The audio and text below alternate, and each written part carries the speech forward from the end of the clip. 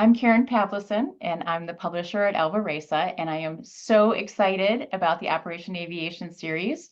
Today, I'm talking with the creators, and we're celebrating the first book in the series, available in English and Spanish, Fly with Mytai and Vuela con Mytai. So let's just start. Can each of you introduce yourself and your role in creating this book series? Yeah, good morning, everyone. I'm Teri Weber. I am the author of Fly with Mytai. And I'm Brenda Harris, and I'm the illustrator of Fly with Mytai. I'm Gaby Aldeman, and I am the translator. So I took what Teri wrote in English and I translated or changed it into Spanish. Teri, what was your inspiration? How did you come up with the idea for these books?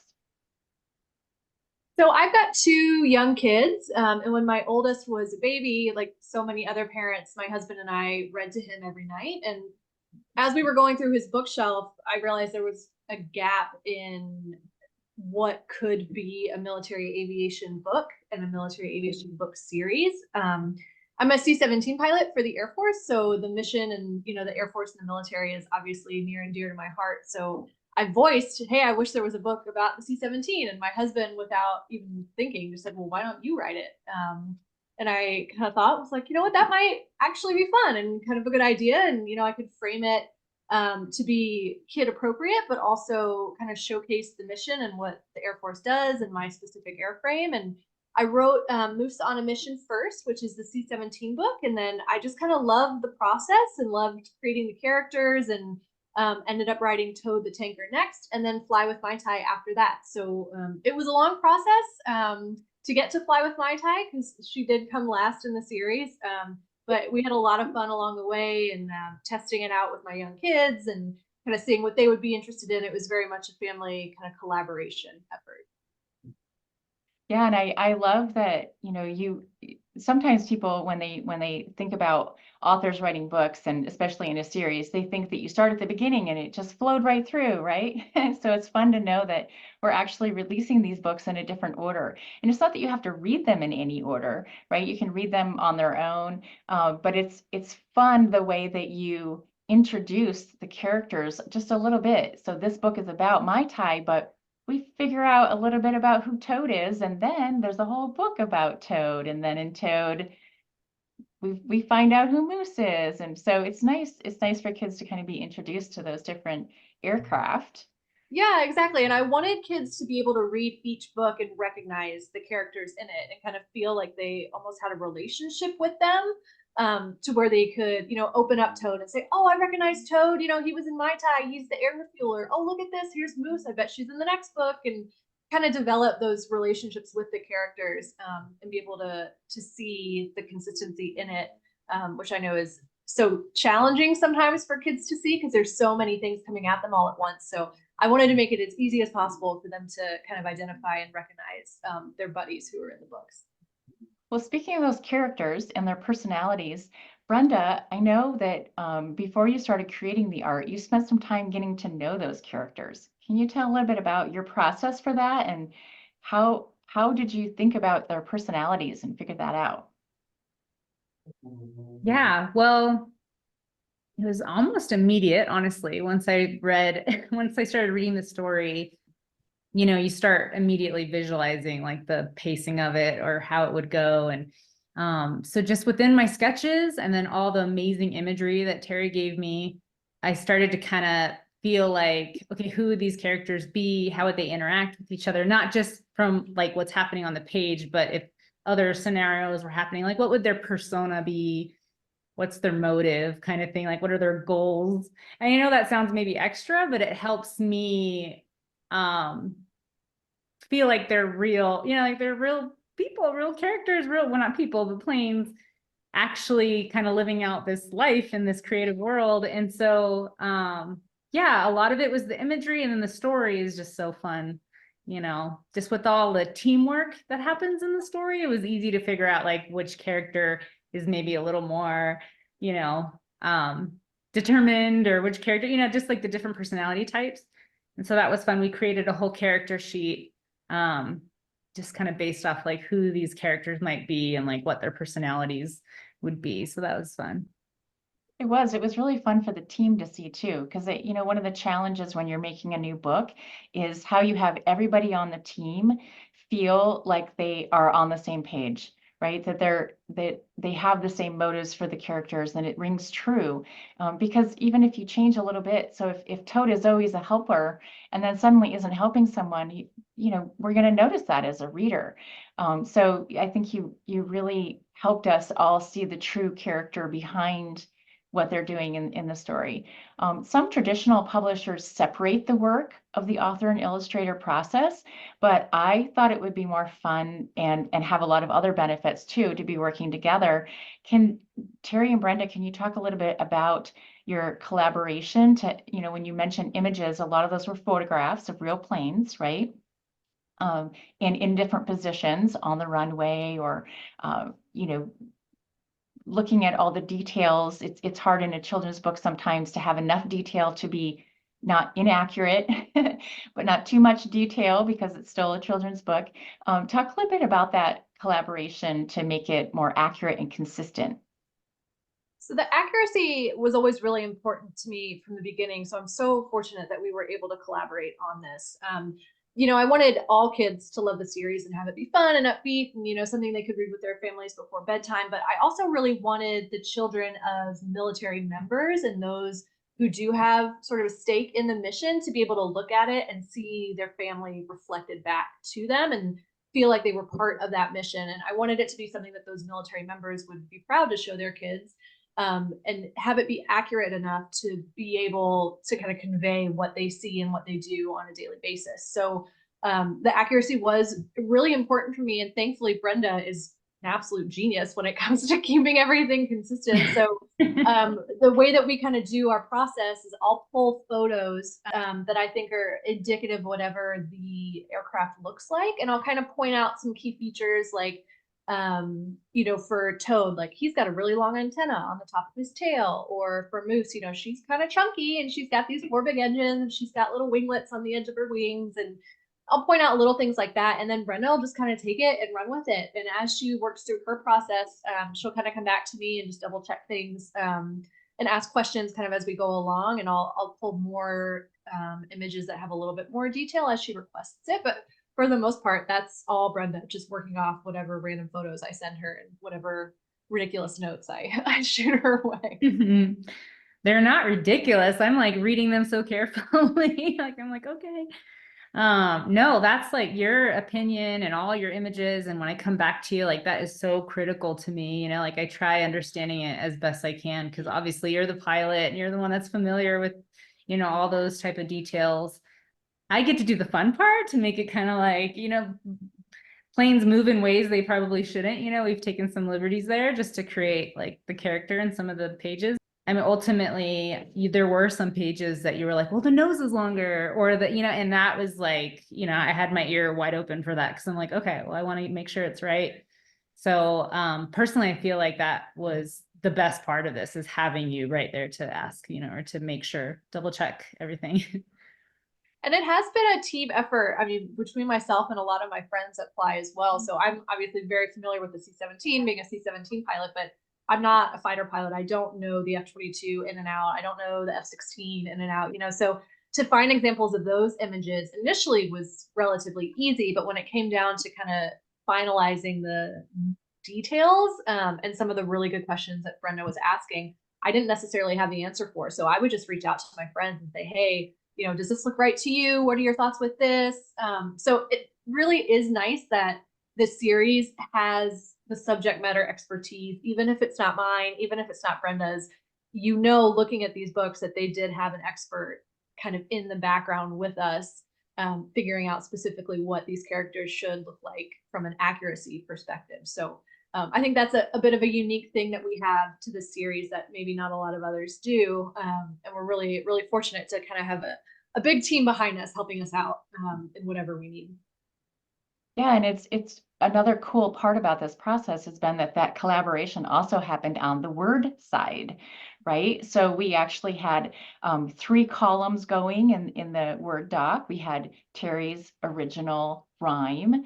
And we had Tamara, our rhyme editor, working in English alongside you, Gaby, and the translation. And you approached the translation very collaboratively in the editing process too. And that was for both the English and Spanish editions, which we did side by side. We'll be releasing them together, but also we created them together. Can you talk a little bit about, Gaby, how your decision to contextually translate the story? Sometimes people think that it's a literal translation, but doing it contextually really allowed you to have it rhyme in both languages, which is, of course, way more fun for kids, right? What are some of the considerations that you had when you translated, and talk a little bit about how you came to that decision and that collaborative process? Sure. Yes.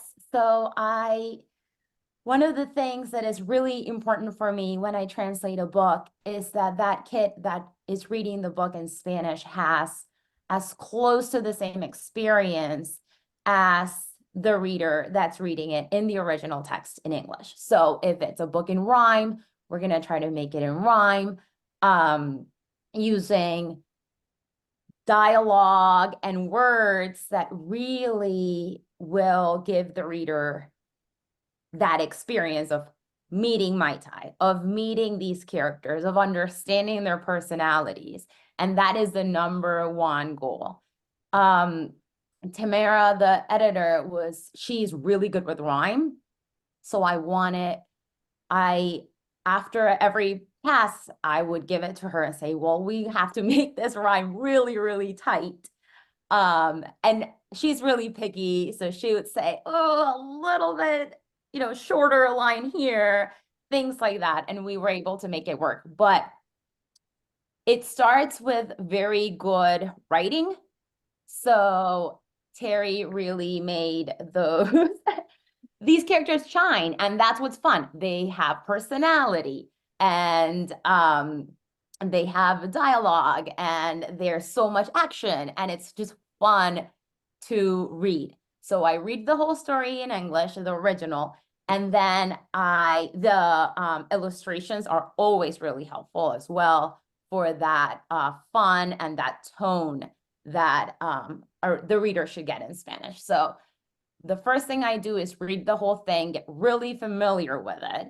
And then, because it's like Brenda translating these words into pictures, I have to get really familiar with the whole thing as well. And then like you said, it is not a word for word. Sometimes I start just to get in there. Like, okay, what does this say? And sometimes you don't see it, but sometimes I start by translating what it actually says. And I said, okay, how can I say this differently in a way that rhymes?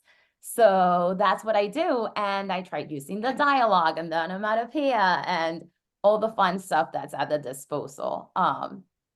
Just different tools. But yeah, that's the process. That's great. It's And a very creative process, like you said, not word for word. Yeah. And there's also obviously some other things too that you had to decide, like whether or not to translate names. Yes. Maybe talk a little bit about that, because with translation, as you know, it matters the context, it matters the ease of saying a name in another language. Can you talk a little bit about the decisions of Mytai, Toad, and Moose, and anything else that came into consideration for whether or not to translate the names? Yes, the names and the titles are very important in translating a book, because that's what readers fall in love with, and that's what they first see. So I pay very special attention to them. And in this case, the title was just fun to say in English and in Spanish. With the names, what we do is, the best case scenario is not changing a name. So like a Max would be a Max. But there are names that sometimes they are technical names, or they are nicknames, or names that just have a lot more meaning behind it. So you have to take it case by case. in the case of Mytai, we wanted it to stay Mytai. However, if readers can see, it has that A here, no, wait, A here at the start, because to say it in Spanish, they would pronounce it Mytai. And we wanted that same experience, that same name, to be read in English as in Spanish. And we decided, well, Mytai is a name. In the story, Mytai, you know, the two groups that are playing this game of tag to train at the training exercise is the blue team and the red team. Well, there you just go ahead and translate it into the two teams, rojo and azul, done on a case-by-case basis, but it's all about putting the reader first and having that experience with the story. So, you know, even a bilingual kid who reads it in English and Spanish will say, oh, where's my Mytai book? You know, I gotta read my Mytai book. And that's their book, whether they say it in English or Spanish. So That's great. And you also have worked with Brenda in collaborating too, because of course, if we have art that has words on it, then those labels also need to be translated. So in some cases, we may have changed some things in English to make sure that we're consistent in what we call things, right? Like fuel tanks and yeah, that's correct. I think that's also a part of the experience.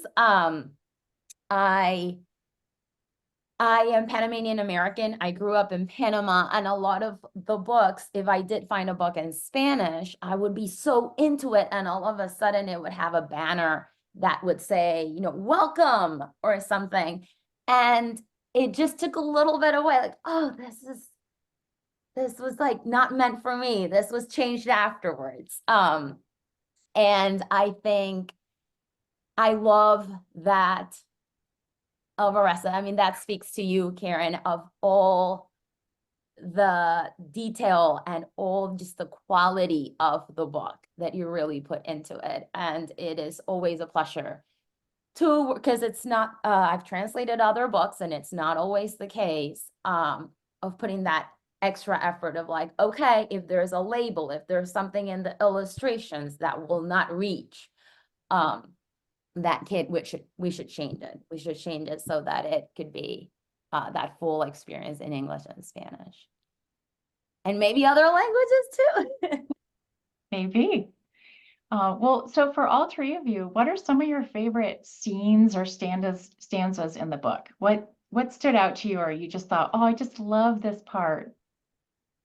So I'm obviously biased coming from, you know, the pilot aviation perspective. So all of mine have to do with the stanzas and the phraseology that matches real life tactics and real life aviation speak. So there's a phrase in Mytai that talks about procedures, tactics, and techniques. That's something that we say all the time. We call them TTPs, techniques, and procedures.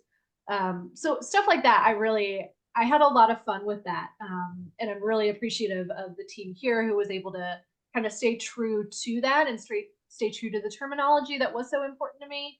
And then same thing with the illustrations, you know, at any time, which is pretty much every time, Brenda did something almost like exactly how it looks in real life, and something that I knew, you know, an F-22 pilot would pick it up and go, oh my gosh, like they actually knew what they were doing here. That I think is really what gets me going about this series and what makes me really excited for people in these communities to share with their kids. That's a hard question for me.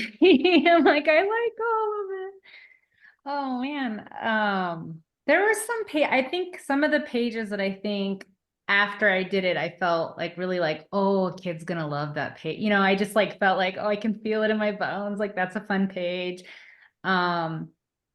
Can I share? Yeah. Yes, please. I want to know. After I did this page, I thought to myself, I can just see kids kind of being like, whoa, you know, like I'm like in the action. I love that page because that's another example of something that I'm not super familiar with, but I have friends who are. So I reached out to a couple F-22 pilots who I know from my time at Hawaii and was like, hey guys, like, what does your HUD look like?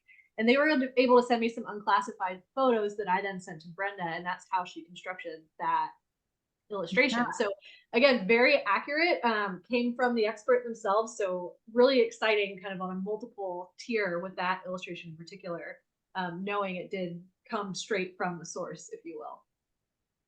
Yeah, and it was a balance too, because there was discussion again about like accuracy and also playfulness, you know, because it's not like we're changing some things. And by change, I mean like they have eyes. I mean, you know, like it's like we've made characters.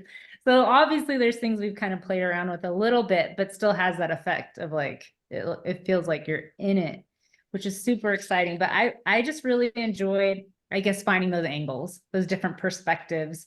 Like even when Toad is feeling Mytai, you know, like just finding these angles that kind of show like the action. I think the unique thing too, like military aviation is so specific. So, you know, there's a lot of aviation books out there, but they're all primarily, you know, the commercial sector or helicopters or, you know, very, very interesting. But there's a lot to military aviation that isn't reflected in kids' literature.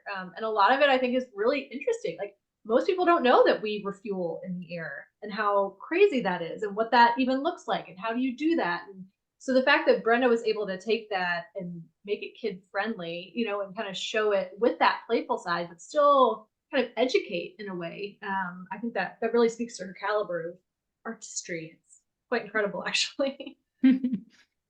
Well, this is like the book I needed when I was little, you know. Yeah, I grew right? up, Like, you know, in Colorado it's like Top Gun Springs. for kids. Yeah. Yeah, there's like this, you know, military presence here, and you know, all the time you'd hear the sound, you know, you'd know it was coming. Like you'd hear the and we'd all look up, be looking for the, you know, and I didn't always know what I was looking at. So how fun that this book, you know, can show kids actually like, well, this is what you're seeing in the sky, or this is what is happening, you know, like for me, I needed this book when I was little, you know.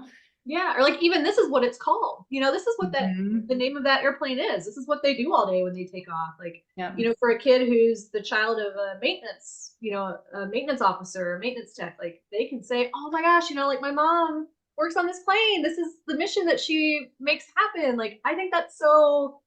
It's important, I think, for kids to have buy-in and kind of have that work-life integration for parents. And I think I'm hoping this book will be a really good avenue to kind of help drive those conversations and that education forward. How about you, Gaby? Do you have a favorite page?